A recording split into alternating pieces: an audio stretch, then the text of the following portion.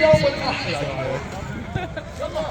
المباراة السابقة كان فيها 5 أهداف 3-2. وهذه المباراة فيها هدفين حتى هناك لمحمد شريف من بوليني ب 21 هدف. كابتن شريف يقول لك الشباب اللاعب يا سادة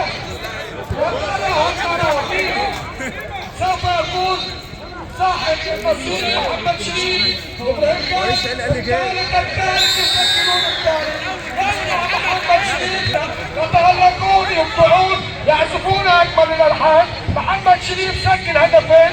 المدير الفني لفريق تونين ما شاء الله معظمهم من كفر شعبان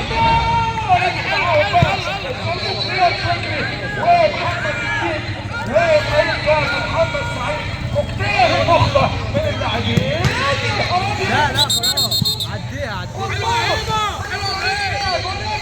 هنلعب اوت هنا يا كباتن. تعالى هنا نلعب اوت هنا. مصر يا سلام.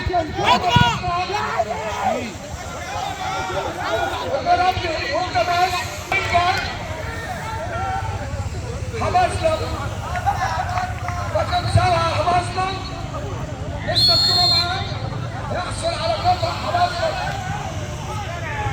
هيلعبها السعيدي عمر خطاب. عمر قطع على محمد شريف ومحمد سعيد. محمد الدين لم يختبر حتى الان. محمد شريف الخطير المخيف مشوار سيسجل لكن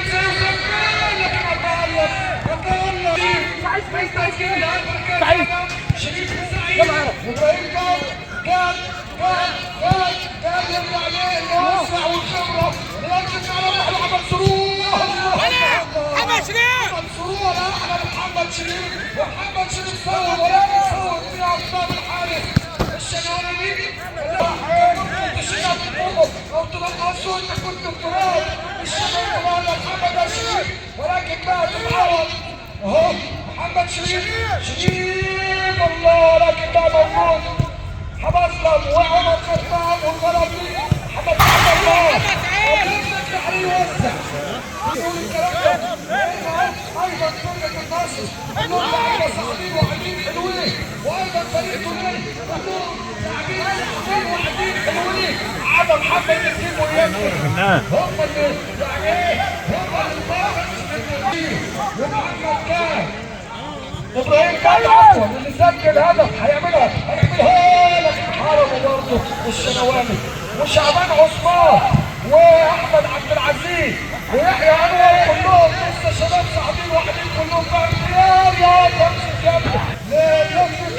يا سلام الرياض يشرف عطيه على محمد سعيد الله